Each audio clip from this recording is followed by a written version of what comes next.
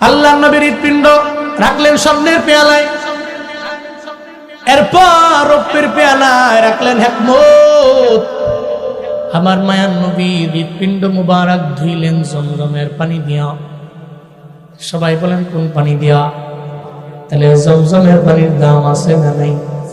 জমজমের পানির এত পরিমাণে দাম, জমজমের পানি যদি একটা গ্লাসের মধ্যে লইয়া আপনি যদি পান করেন দাঁড়াইয়া, বাইতুল্লাহকে সামনে রাখলেন, এরপরে জমজমের পানি পান করলেন, আপনার যত বড় রূপ হোক না কেন, যদি খুলুসিয়াত নিয়ে পান করে রবের দরবারে বলতে পারেন, আল্লাহ গো, দুনিয়ার ডাক্তার আমারে ভালো বানাইতে পারে না, তবে জমজমের পানির উপরে আমার তো পরিপূর্ণভাবে আমি মনে করি আমার রূপ ভালো হওয়ার ওসিলা এটা, মাধ্যম এটা, তুমি এর বিনিময়ে আমারে শুশ্রূষা করে দিতে পারো, রোগ মুক্তি বানায় দিতে পারো। কাবার সামনে দাঁড়াইয়া বান্দা যদি হাতের মধ্যে জমজমের পানি একটা গ্লাস লইয়া দাঁড়াইয়া যদি পান করে, আমার কাছে মনে হয় ওই বান্দার বড় রূপটারে আল্লাহ পানির মাধ্যমে ভালো বানাইতে পারে। মুফাসসিরিনে কেরাম বলেন, মাঝে মাঝে কাউসারের পানির চাইতেও জমজমের পানি এত পরিমাণে দামি। জমজমের পানির কত দাম জানো? ওই জমজমের পানি হাতের মধ্যে লইয়া কাবাকে সামনে রেখে রবের দরবারে দোয়া করো। আল্লাহর দরবারে যদি বলতে পারো, আল্লাহ জমজমের পানির মাধ্যমে তুমি আমার যত নেক আশা তুমি পূরণ করে দাও, আল্লাহর দরবারে কাবার সামনে গিয়ে দাঁড়িয়ে দোয়া করবেন, আল্লাহ পাক দোয়া কবুল করতে দেরি করবে না। আল্লাহ গো, এই সিঙ্গার কাসুটিয়ার মুসলমানের জীবনে একবার হলেও তুমি কাবার পাশে নিও, আর ওখানে জমজমের পানি গ্লাসের মধ্যে বইরা দাঁড়াইয়া কাবাকে সামনে রাইকা দোয়া কইরা পান করা তৌফিক তুমি দিও, চিল্লায়া পড়েন আমিন। এরপরে আমার মায়ার নবীর ভেতরে সুন্দর করে ঢুকাইয়া শরহে সদরটা শেষ হয়ে গেল। এই শরহে সদরের ব্যাপারে সূরা ইনশিরার মধ্যে বলা আছে, আলাম নাশরাহ লাকা সাদরাকা ওয়া ওয়াদা'না আনকা ওয়িজরাক আল্লাযী আনকাযা যাহরাক। চিল্লা পড়েন আল্লাহু আকবার। আল্লাহ পাক বলেন, সেই শরহে সদর আমি আপনার করলাম, আমি আপনার সবকে সদর করলাম, আমি আপনার বক্ষটাকে ইসলামের জন্য আমি আল্লাহ বিদীর্ণ করলাম, প্রশস্ত করে দিলাম। পয়গম্বরের শরহে সদর কইরা এরপরে রওনা ইসরায়েলের উদ্দেশ্যে। প্রথম গন্তব্য আকসা, দ্বিতীয় গন্তব্য আরশে মুআল্লা। আমার মায়ার নবীর রওনা, বোরাক রেডি হয়ে গেল। এই বোরাক আসছে বারকুন থেকে। কি থেকে? কেউ বলেন বারকুন, কেউ বলেন বারিকুন। এরপর মদিনাওয়ালা নবীর নিয়ে রওনা। একটু দূর যাওয়ার পর বোরাক থেমে গেল। জিবরাইলকে পয়গম্বর, এই জায়গার মধ্যে আপনি 2 রাকাত নামাজ আদায় করেন, সল্লিহুনাকা রাকাতাইন, আপনি এই জায়গায় 2 রাকাত নামাজ আদায় করেন। নবীরে বলল, নবীজি নামলেন, 2 রাকাত নামাজ আদায় করলেন, নামাজ শেষ হয়ে গেল। এরপরে নবীজি দেখলেন ডানে বামে চতুর্পাশে খেজুর গাছের কোনো অভাব নাই, এই থেকে খেজুরের বাগান, খেজুরের বাগান। আমার মায়ার নবী বলে, ও জিবরাইল, আমারে জানাও যেই জায়গায় আমারে আল্লাহ আমাকে 2 রাকাত নামাজ পড়ার জন্য তুমি আমারে আদেশ করলা, আমিও বললাম। আবার চতুর্পাশে আমি দেখতে লাগলাম খেজুর গাছের কোনো অভাব নাই, একটু বলো না এই জায়গার নাম কি? আবার কেনই বা আমরা এই জায়গার মধ্যে আসলাম? হযরত জিবরাইল বলেন, নবী এই জায়গার নাম হলো ইয়াসরিব। এই জায়গার নাম ইয়াসরিব। মেরাজ থেকে আসার পর আপনাকে মক্কার লোকেরা, এরা মক্কার মধ্যে থাকতে দিবে না, আপনাকে মদিনায় হিজরত করে চলে যাওয়া লাগবে, এই ইয়াসরিবের মধ্যে আপনার আসা লাগবে। আল্লাহ তো চায় না আমার মায়ের নবীরে আমি প্রথমবার নিয়ে যাই, আল্লাহ চাইছে মেরাজে নেওয়ার আগে ইয়াসরিবটারে আমার নবীরে দেখাও, আমার বন্ধুরে দেখাও, ইয়াসরিবটা দেখাইয়া এরপরে অন্য গন্তব্যের মধ্যে আমারে নিয়ে যাও, আমার বন্ধুরে নিয়ে যাও। এই জন্য আল্লাহ চাইছেন আপনার ইয়াসরিবের মধ্যে আমি আনলাম, 2 রাকাত নামাজ আদায় করাইলাম। তবে পয়গম্বর আপনার চিন্তা নাই, আপনার কদম মুবারক এই ইয়াসরিবের মধ্যে পড়তে দেরি হয়ে যাবে, এটার নাম আর ইয়াসরিব থাকবে না। আপনার কদম মুবারকের ধুলির বদৌলতে ইয়াসরিবের নাম হয়ে যাবে মদিনা মুনাওয়ারা। যাওয়ার পথে হঠাৎ করে একটা বৃদ্ধ লোক আমার মায়ার নবীরে ডাক দিলেন। জিব্রাইল বললেন, নবীজি ডাকে সাড়া দিবেন না। এরপরে আবার গেলেন, একটা বৃদ্ধা মহিলা আমার মায়ার নবীরে ডাক দিলেন। জিব্রাইল বললেন, নবীজি ডাকে সাড়া দেওয়া যাবে না। এরপরে আবার গেলেন, এরপরে আবার একটা সুন্দরী যুবতী নারী আমার নবীরে ডাকলেন। জিব্রাইল বললেন, নবীজি এই সুন্দরী যুবতীর ডাকে আপনি সাড়া দিতে পারবেন না। এরপরে আমার মায়ার নবী আবার আরেকটু দূর গেলেন, হঠাৎ করে শুনতে পেলেন অদৃশ্য থেকে কে যেন আমার মায়ার নবীর সালাম দেয়, আসসালাতু ওয়াসসালামু আলাইকা ইয়া রাসূলুল্লাহ, আসসালামু আলাইকা ইয়া আউয়াল, আসসালামু আলাইকা ইয়া আখির, আল্লাহু আকবার, আসসালামু আলাইকা ইয়া হাশিম। তিনজনের পক্ষ থেকে সালাম। অদৃশ্য থেকে আমার মায়ার নবীরে সালাম দিয়ে দিলেন, আসসালামু আলাইকা ইয়া আউয়াল, আসসালামু আলাইকা ইয়া আখির, আসসালামু আলাইকা ইয়া হাশিম। মদিনার নবী বলতে লাগলেন, জিব্রাইল রে এরা কারা, কে আমার সালাম দিয়া দিল, আমি তো চিনলাম না। এবার জিব্রাইল কয়, নবীজি আপনাকে এক এক করে আমি বলি। আপনি আসার পথে প্রথমত একজন বৃদ্ধ লোকের সাথে মোলাকাত হয়ে গেল। ওই বৃদ্ধ লোকের সাথে ডাকে তো আপনি সাড়া দেন নাই। আপনার উম্মতের কপাল ভালো, আপনার কপাল ভালো। ও পয়গম্বর, ওই বৃদ্ধ লোকের নাম হলো ইবলিস, শয়তান।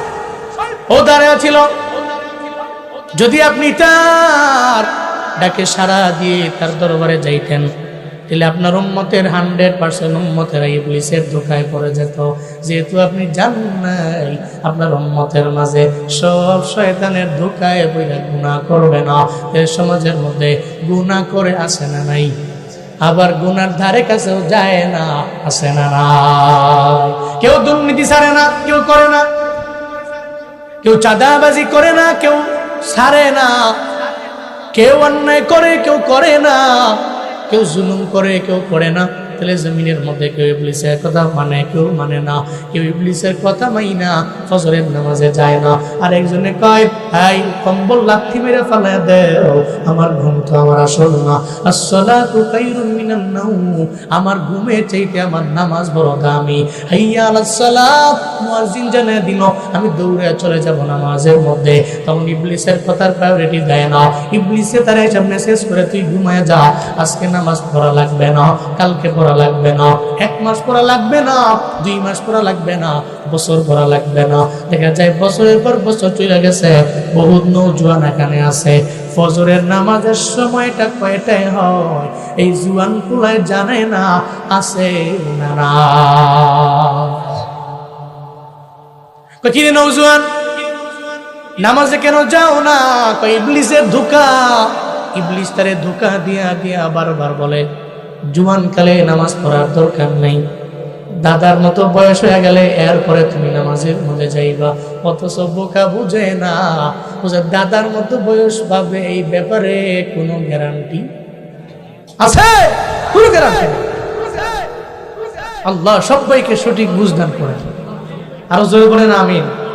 ও মিয়া, আমার আপনার জীবনের সবচেয়ে কাছের হলো আমাদের মরণ। কি মরণ? বড্ড কাছের, বহুত কাছের। আপনি মানেন না মানেন, আপনার মরণটা আপনার সবচেয়ে কাছে। ছোট্ট একটা কাহিনী মনে পড়ছে, কই রেতেন নাকি বুঝলা ফেলি। হযরতে দাউদ আলাইহিস সালাম, ওনার তো সন্তান ছিল অনেকগুলা, তাই না? অনেকগুলা সন্তান ছিল। তো দাউদ নবীর পরে এই খেলাফত, এই চেয়ার কে পাইছিলেন?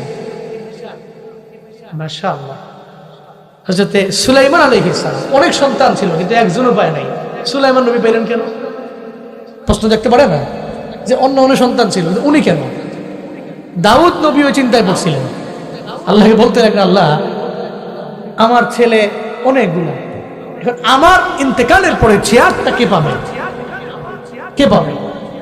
আল্লাহ পাক রব্বুল আলামিন সঙ্গে সঙ্গে বলে দিলেন, আপনি একটা কাজ করেন, আপনার সন্তানগুলোরে টানেন, কাছে আনেন, আপনার সমস্ত সন্তানগুলোর আপনি 2টা প্রশ্ন করেন, যার জবাবটা মুনাসিব মতো হবে সেই আপনার পরবর্তী চেয়ার পেয়ে যাবে। নাম্বার 1 প্রশ্ন করলেন, এই আমার ছেলেরা বলো তোমাদের চাইতে সবচেয়ে দূরের কোনটা? এক একটা ছেলে এক একটা বলতে লাগলো। একজনে বললো আমাদের চাইতে সবচেয়ে দূরে হলো আমাদের আসমান, যে আসমান দেখা যায় বড় দূরে। আরেকজনে বলতে লাগলো এই জমিনের এক প্রান্ত থেকে আরেক প্রান্ত অনেক পরিমাণে দূরে। এক একজনে এক একটা বলে। সুলাইমান নবীর বেলায় দাউদ নবী বললেন, এই সুলাইমান তুমি বলো তোমার জীবনের চাইতে তোমার দেহের চাইতে সবচেয়ে দূরের কোনটা? সুলাইমান নবী কয়, পয়গম্বর আমার বাবা আমার সব ভাইয়ের এক একটা বললো, তবে একটাও তো আমার মাথায় ধরে না।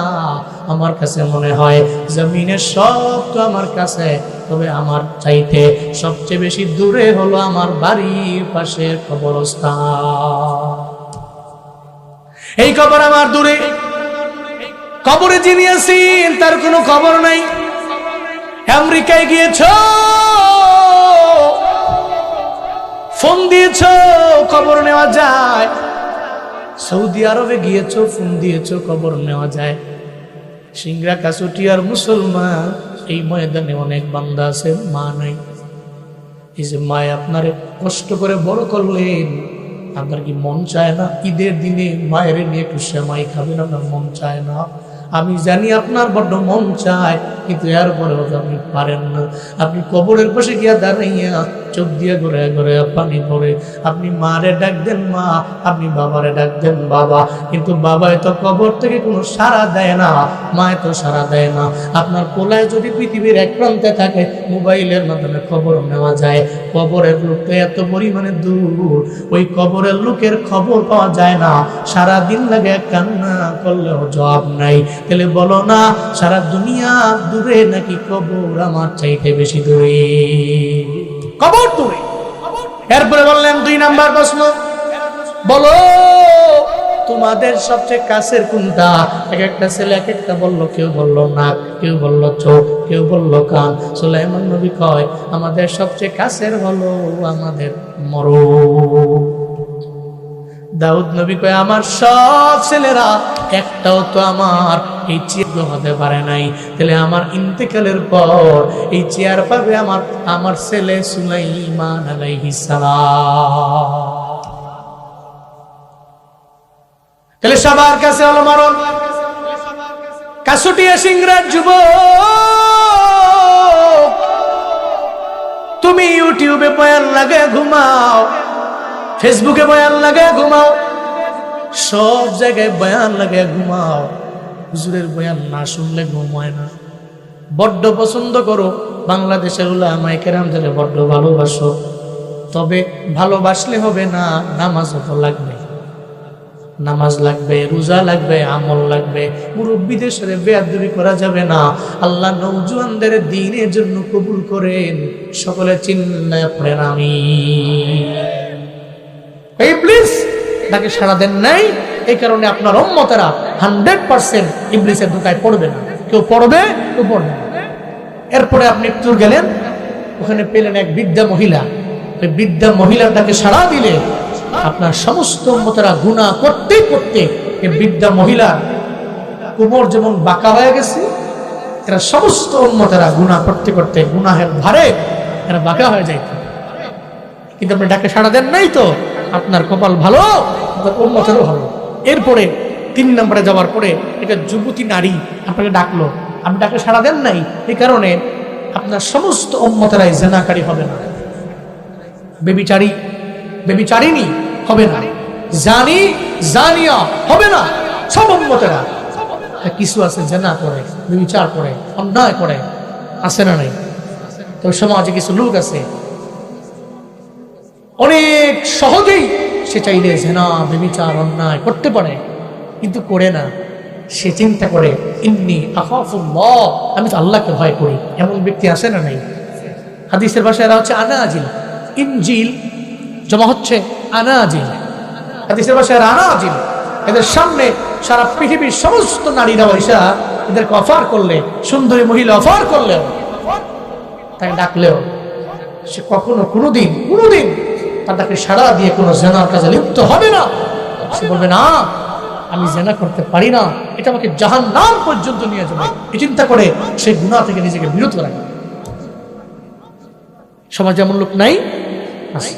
আবার কিছু আছে সুযোগ পাইলেই অন্যায় করে, খারাপ কাজ করে, বিচার করে, পরকিয়া করে। আল্লাহ এদেরকে তুমি হেদায়েত দান করো, সকলে পড়েন আমিন। এরপরে মায়ান নবীজি, এরপরে আপনি যাওয়ার পরে আপনারা সালাম দিল কয়জন? জুড়ে বলেন কয়জন? তিনজন সালাম দিয়ে দিলেন। এই তিনজনের মাঝে এক নম্বরে হলো আপনার জাতির পিতা হযরত ইব্রাহিম আলাইহিস সালাম। আপনার সব উম্মতের পিতা, আমার মায়ান নবীর তো পিতা। বাংলা জোরে কয় না? তাহলে জাতির পিতা নির্ধারণ করে দিয়েছে আমার আল্লাহ। কে করে দিয়েছেন? মিল্লাতা আবিকুম ইব্রাহিম ওয়া সাম্মাকুমুল মুসলিমিন। আল্লাহ পাক বলেন তোমাদের জাতির পিতা হলো ইব্রাহিম। আমি আল্লাহ পাক রব্বুল আলামিন এই ব্যাপারে তোমাদের আমি আল্লাহ নির্ধারণ করে দিলাম। হযরত ইব্রাহিম নবী হলো আমাদের জাতির পিতা। তাহলে নাম্বার 1 এ সালাম দিলেন ইব্রাহিম আলাইহিস সালাম। এরপরে সালাম দিয়ে দিলেন হযরত মুসা আলাইহিস সালাম। 3 নম্বরে সালাম দিলেন হযরত ঈসা আলাইহিস সালাম। সালাম দিলেন কয়জন? আবার 3 জনই দামি নবী। নবী সালাম দিয়েছেন, সালামের জবাব নেন, নবীজির সালামের জবাব নেন। এরপরে আমার মায়ের নবীকে নিয়ে আবার রওনা। পথে ঘটে গেল অনেক ঘটনা, কিন্তু সব বললে রাত চলে যাবে। একটা পর্যায়ে আমার মায়ার নবীর সামনে, মায়ার নবীজি বোরাকের উপরে দাঁড়ান, বোরাকের উপরে আমার নবী বসা। নবী তাকায় দেখে সামনে একটা সুন্দর মসজিদ দেখা যায়। সুবহানাল্লাহ কয় না? মিনাল মাসজিদিল হারামি ইলাল মাসজিদিল আকসা। নবীজি বলতে লাগলেন, হায় জিবরাইল আমায় বলো, সেই জায়গার মধ্যে আসলাম, সামনে দেখলাম মসজিদ। এই মসজিদটা কোন মসজিদ তুমি আমায় বলো। জিবরাইল কয় পয়গম্বর, এই মসজিদ হলো এই জমিনের মধ্যে আমাদের প্রথম স্টপেজ। আমরা এখান থেকে চলে যাব আরশে মুআল্লায়। ও পয়গম্বর, এখানে আমরা যাব, সবার সাথে আপনার মুলাকাত হয়ে যাবে। আমার পয়গম্বরকে লইয়া, বুরাকটারে লইয়া যখন ঢুকলেন মসজিদে আকসার মধ্যে ঢুকলেন, মসজিদে আকসায় রাতের বেলা আমার মায়া নবী যায় দেখে অনেক লোক ওই জায়গার মধ্যে আছে। নবীজি অবাক হয়ে গেলেন, এত গভীর রাত, এই জায়গার মধ্যে এত লোক কোত্থেকে চলে আসলো? জিবরাইল, এরা কারা? এত রাতের বেলা এরা এখানে কেন? আমি আর তুমি ছাড়া তো এখানে থাকার কেউ কথা না, কেউ তো এখানে থাকার কথা না, কিন্তু আমি আর তুমি ছাড়া এখানে মানুষের কোনো অভাব নাই। হযরত জিবরাইল কয়, ও পয়গম্বর আমার, না না, এরা তো দুনিয়ার কোনো সাধারণ লোকেরা কখনো তো হতে পারে না গো আমার পয়গম্বর। বরং আজকে এই জায়গার মধ্যে মসজিদে আকসার মধ্যে আমার আল্লাহ আপনার সম্মান বেশি, রফা'না লাকা যিকরাক, আপনার সম্মান বেশি, জিকির বেশি, আপনার মর্যাদা বেশি। শুধু তাই না, আল্লাহ তো সব রাসূলদের উপরে আপনার প্রায়োরিটি দিয়ে দিল। পয়গম্বর, এই সব রাসূলদের আমার আল্লাহ আপনার সম্মানে আজকে আকসা মসজিদে হাজির করে দিয়েছে। সবাই আপনার সম্মানে হাজির। 2 রাকাত নামাজ এখানেও হবে পয়গম্বর, নামাজ এখানে হবে 2 রাকাত। তবে নামাজ হবে এখানে, ইমাম হবে, মুসল্লিও হবে, মুক্তাদিও হবে, ইমাম হবে, কে সামনে যাবে? এই চিন্তা সবার মনের মাঝে। জিবরাইল কয়, পয়গম্বর, অন্য কোন নবী যাবে না। আজকে আপনি ইমাম না হলে অন্য কোন নবী ইমাম হওয়া কখনো এর দ্বারা পসিবল হবে না। চিল্লায়া পড়া যাবে কি মারহাবা। নবীজি বলতে লাগলেন, জিবরাইল, আমার বাবা ইব্রাহিম, উনি তো আমার বাবা, আদম নবী আমার বাবা, ওনারা তো আমার সামনে যাবে, আমি কেন সামনে যাব? নবী, না না, আপনি তো রাসূলদের ইমাম, নবীদের ইমাম, সবার লিডার আপনি, আপনার সামনে কেউ যেতে পারবে না। আল্লাহ তো আগে বানাইছি, কিন্তু পাঠাইছে জমিনের মধ্যে সবার পরে। শুধু তাই না, আল্লাহ পাক সব নবীদের নবী আপনারে বানাইলেন, সব রাসূলদের রাসূল আল্লাহ বানাইলেন, সব পয়গম্বরদের পয়গম্বর আল্লাহ বানাইলেন। আজকে এই ইমামতি করবেন আপনি, সব রাসূলরা পয়গম্বররা আপনার মুক্তাদি হয়ে যাবে। 2 2 রাকাত নামাজ আমার নবী আদায় করালেন। এরপরে নামাজ শেষ হয়ে গেল, সালাম ফিরাইয়া যখন সবাই খুতবা দেওয়ার জন্য একটা জায়গায় হাজির হয়ে গেছে, ওই জায়গায় সবাই খুতবা দেয়, আমার নবীর পালা আসলো শেষবারে। সব নবীর এক একজনের বক্তব্য দিয়া গেল, একবারে শেষ নম্বরে আমার নবীর নাম, আমার নবী খুতবা দিয়ে দিলেন। খুতবা শেষ হয়ে গেল, হযরত ইব্রাহিম আলাইহিস সালাম আমার মায়ার নবীর খুতবা শুনা উনি এত পরিমাণে অবাক, এত পরিমাণে আশ্চর্যান্বিত হয়ে গেলেন, উনি এত আজীব হয়ে গেলেন। উনি বলতে লাগলেন, নবীরা, সাহাবীরা, আমার বংশের একটা ছেলে দেখছুনি, যেই ছেলের খুতবা এত সুন্দর, আল্লাহু আকবার, অন্য কোন নবী এত সুন্দর করে খুতবা দিতে পারেন না, অন্য কোন নবীর দ্বারা তো এত সুন্দর করে দেওয়া পসিবল হয় নাই। এই জন্য তো আমি আমার এই সন্তান পেয়ে আমি গর্ব করি রবের দরবারে। আল্লাহ পাক আমার বংশের মধ্যে এমন একটা সন্তান পাঠাইল, আবার এমন সন্তান যে সব আমগর নবীদের নবী, সব রসুলদের রসুল, আবার এমন খুতবা দিছে রে, এত সুন্দর খুতবা অন্য কোন নবীরাও দিতে পারে নাই। চিল্লা পড়বেন কি সুবহানাল্লাহ। খুতবা শেষ হয়ে গেল, এরপরে মসজিদে আকসা থেকে বের হলেন। নবীজির সামনে যখন বের হলেন, নবীজির সামনে জিবরাইল 2টা পেয়ালা আনলেন। একটা পেয়ালার মধ্যে শরাব আছে আর একটা পেয়ালার মধ্যে দুধ আছে। নবীজিকে বললেন, হোয়াট ডু ইউ ওয়ান্ট, কোনটা চান আপনি? খুজ ওয়াহিদ, একটা গ্রহণ করুন। নবীজিকে বললেন, নবীজি শরাবের পেয়ালাটাকে নেননি, নবী নিয়েছেন দুধের পেয়ালা। সুবহানাল্লাহ, জোরে পড়বেন না, দুধের পেয়ালা নবীজি নিয়েছেন। নবী চাইলে পারতেন শরাবের পেয়ালা নিতে, কারণ তখনও মদ হারাম হয়নি। ইন্নামাল খামরু ওয়াল মাইসির ওয়াল আনসাব ওয়াল আজলাম রিজসুম মিন আমালিশ শাইতান, এই আয়াত তখনও নাযিল হয় নাই। এর আগের 2টা হয়েছে, কিন্তু মদ তো ধৈরাই আল্লাহ পাক নাজায়েজ এবং হারাম অবহিত করেননি। আল্লাহ পাক এটাকে হারাম করেছেন 4টা ভাগে, 4টা স্তরে। প্রথমত এক আয়াত, এরপরে আয়াত, এরপরে আয়াত, এরপরে লাস্ট একটা আয়াত, এরকম 4টা আয়াত দিয়া আল্লাহ পাক চিরতরে এই মদ্যপানকে হারাম করেছেন। সুবহানাল্লাহ, জোরে পড়েন। নবীজি শরাবের পেয়ালাটা হাতে নিলেন। জিবরাইল বলছেন, নবীজি আপনার উম্মতেরা আপনার এই দুধের পেয়ালা হাতে নেওয়ার কারণে, শরাবের পেয়ালাটাকে অ্যাভয়েড করার কারণে আপনার উম্মতেরা, অধিকাংশ উম্মতেরা হালাল ইনকাম করতে যায়, হালাল ইনকামে খাবে, ও মইরা গেলেও হারামের ধারে কাছে যাবে না। এমন কিছু উম্মত আপনার জমিনের মধ্যে থাকবে, কিছু আছে এরা হারামে যাবে। এ সমাজে বহুত গরিব চলতে পারে না, ঠিক মতো খাইতে পারে না, বহু ঝামেলা আছে, ঋণগ্রস্ত আছে, বহু টেনশন নিয়ে আছে। এরপরেও দেখেন ব্যাংক থেকে যায় লোন তুলে না, কিস্তিতে যায় না, সে বারবার রবকে বলে, আল্লাহ তুমি আমারই এই সমস্ত হারাম থেকে দূরে রাখো। এরকম কথা বলে এই সমাজে আছে না? আছে, বহু লোক আছে। নবীজিকে বললেন, নবীজি আপনার উম্মতের অধিকাংশ উম্মতেরা হালাল ইনকামের জন্য সংগ্রাম করবে, হারামের ধারে কাছেও যাবে। এরপরে নবীজিকে বললেন, আপনার এই দুগ্ধ পান করা শেষ হলে আমাদের শুরু হবে মেরাজ। সুবহানাল্লাহ, জোরে পড়বেন না। এতক্ষণ ছিল ইসরা, শুরু হবে মেরাজ, এখন ঊর্ধ্বগমন, আমরা উপরে উঠবো। এটা ছিল আমাদের ফার্স্ট স্টপেজ, বাট আমাদের ডেস্টিনেশন আরশে মুআল্লা। এরপরে ওখান থেকে রওনা, জিবরাইল, মিকাইল, নবীজি রওনা। প্রথম আসমানে গেলেন, 1000 বছরের রাস্তা। সুবহানাল্লাহ, জোরে পড়বেন না। কয় হাজার? 500, 1000 বছরের রাস্তা। প্রথম আসমানে গেলেন।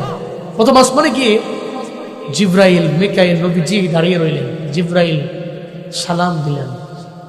সবাই বলেন, কি দিলেন? এখান থেকে আমাদের শিক্ষা আছে, সালাম দিলেন। এরপরে বললেন, মে উই কাম ইন, এটা বললেন। এর মানে আপনি কারো ঘরে যাবেন, বাড়িতে গেলেন, সালাম দিবেন। শুরুতে কি দেওয়া লাগবে? সালাম দিবেন। আপনি সালাম দিয়ে পারমিশন নেওয়া লাগবে, অনুমতি নেওয়া লাগবে। যদি পারমিশন দেয় ঢুকবেন, পারমিশন না পেলে ঢুকার কোনো অনুমতি আপনার নাই, আপনি ঢুকতে পারবেন না, চলে যাবেন। এটা হচ্ছে নিয়ম, কিন্তু আমাদের সমাজে নিয়ম নাই। অনেক জুয়ান পোলাপান আছে, ভাবির ঘরে ভাবির রুমে কি এর পারমিশন, কি এর অনুমতি, দূর জায়গায় ঢুকে গেছে রুমের মধ্যে। এরকম আছে না নাই? এমনকি হাদিসে আছে, আপনার মা, আপনার গর্ভধারিণী মা, ওই মায়ের রুমে যাবেন, ওই মায়ের রুমে যাওয়ার আগেও আপনার অনুমতি নিয়ে মায়ের রুমে ঢুকা লাগে। ইসলাম বলে। জন্য আপনি তার বাসায় যাবেন, তার রুমে যাবেন, ঢুকার আগে দরওয়াজার ডানে বামে দাঁড়িয়ে সালাম দিবেন, 3 বার সালাম দিবেন। যদি ওদিকে জবাব আসে, পারমিশন পান, ঢুকবেন। পারমিশন নাই, জবাব নাই, ঢুকবেন না। এটা ইসলামের সৌন্দর্য এবং ইসলাম এটাই বলে। সুবহানাল্লাহ জোরে বলবেন। নবী জিবরাইল সালাম দিলেন, অনুমতি চাইলেন। এরপরে বলা হলো, কে তুমি? কয় জিবরাইল। সঙ্গে কে? কয় মিকাইল। আর কে সঙ্গে? সঙ্গে আল্লাহর হাবিব, আল্লাহর বন্ধুনি প্রথম আসমানে আমরা হাজির। দেরি কইরো না, দরওয়াজা খুলে দাও। সঙ্গে সঙ্গে দরওয়াজা খুলে দেওয়া হলো। জিবরাইল মিকাইল আমার মায়ার নবীজি যখন ঢুকলেন, আমার নবী দেখলেন ওই জায়গার মধ্যে একটা মুরব্বী লোক বসে আছে। মুরব্বী লোকটা বসে আছেন, উনি ডান দিকে তাকাইলে উনি হাসে, আবার বাম দিকে তাকাইলে উনি কান্না করে। ডান দিকে অনেকগুলো রু আছে, আবার বাম দিকে অনেকগুলো রু আছে। ডান দিকে তাকাইলে হাসেন, বাম দিকে তাকাইলে কান্না করেন কেন? নবীজি অবাক। জিবরাইল রে, উনি কে? উনি এমন কেন করে? এবার যখন এটা বলে, সঙ্গে সঙ্গে জিবরাইল জানা দেয়, ও পয়গম্বর আমার, এই মুরব্বীর পরিচয়। আল্লাহ পাক জমিনের মধ্যে মানুষ বানাইলেন, সব মানুষের আদি আব্বার নাম হলো আদম আলাইহিস সালাম। আমরা যারা জমিনের মধ্যে সব আমরা আসলাম 2 জন থেকে। নাম্বার 1 হলো আদম, নাম্বার 2 হলো হাওয়া। আদম হাওয়া থেকেই তো আল্লাহ পাক রব্বুল আলামিন বানাইলেন। তাহলে জমিনের মধ্যে যত রিজাল আছে, নিসা আছে, সব রিজাল আর নিসার মূল কয়জন? জোরে বলেন কয়জন? আদম নবী আমাদের আদি পিতা।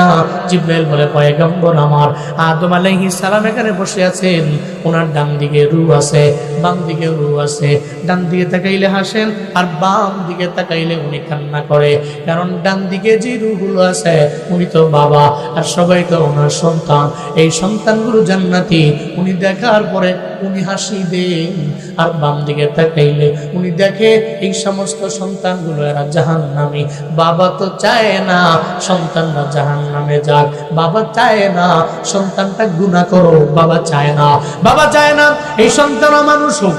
বাবা তো চায় আমার সন্তান শরীফ উসমান হাদিদের মতো হইয়া জমিনের মধ্যে লড়াই করো।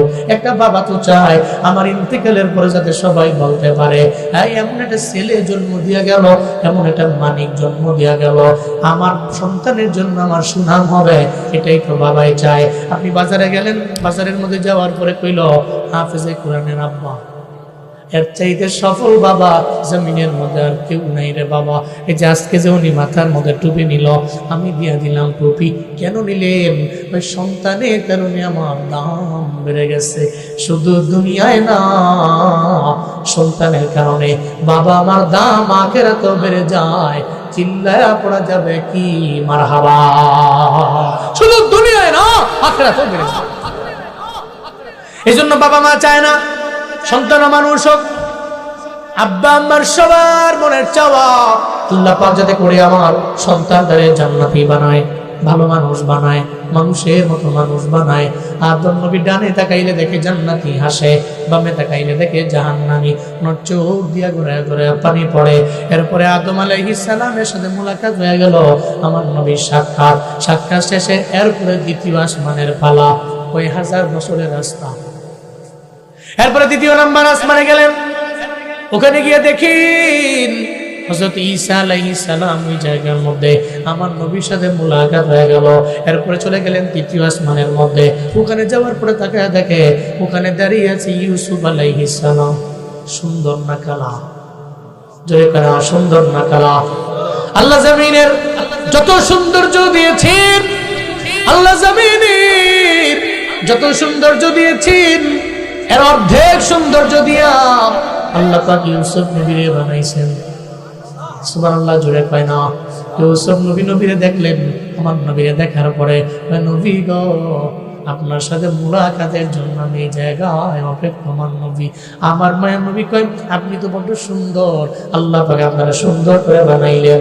ইউসুফ নবী কয়, ও পয়গম্বর, আমি সুন্দর আমি জানি, আমার জানা, তবে আপনি আমার চাইতে এত পরিমাণে সুন্দর, আল্লাহ পাক আপনারা এত সুন্দর করে বানাইলেন।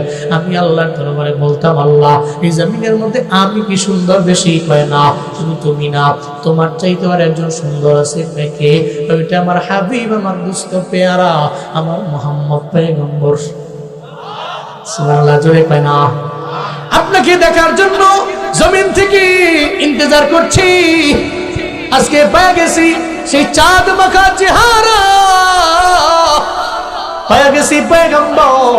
আপনার চেহারা মুবারক দেখে তো আমি বুঝতে পারলাম, আল্লাহ যে বলছে আমি শুধু ইউসুফ সুন্দর না, আমার চাইতে আরো সুন্দর জমিনের মধ্যে আছে, ওইটা হলেন আপনি। আপনাকে আমার দেখা শেষ হয়ে গেল, আমার মায়ান নবীর সাথে মুলাকাত শেষ, এরপরে আবার রওনা, চতুর্থ আসমানে গেলেন, ওখানে ইদ্রিস নবীর সাথে মুলাকাত, এরপরে আবার গেলেন পঞ্চম আসমানে, 1000 বছর রাস্তা, 1000 পুরা। পঞ্চম আসমানে গেলেন, ওই জায়গায় যাওয়ার পর আমার নবীর সাথে মুলাকাত হয়ে গেল হযরতে হারুন আলাইহিস সালামের সঙ্গে। এরপরে গেলেন ষষ্ঠ আসমানে, ওখানে গিয়ে মুলাকাত হয়ে গেল একজন নবী, যেই নবী চাইছিলেন রবের মুলাকাত, কিন্তু পান নাই, নূরের তাজাল্লিতে সব ভুলে গেছে। ওই নবীর নাম কি? ওয়া কাল্লামাল্লাহু মূসা তাকলিমা। আল্লাহ পাক বলছেন, আল্লাহ পাক মুসা নবীর সাথে, মুসা নবী আল্লাহ পাকের সাথে এমন কথা বলেছেন, কথা বলার মতো যে পরিমাণ কথা আল্লাহ পাক মুসা নবীর সঙ্গে বললেন, এমন কি তার লকব হয়ে গেছে কালিমুল্লাহ। লকব কি বলেন? লকব কি? ওনার উপাধি আল্লাহ কবি হয়ে গেছে কালিমুল্লাহ। আল্লাহর সঙ্গে কথা বলতে বলতে বলতে বলতে এত কথা বলছে, সুবহানাল্লাহ, চুরে কয় না।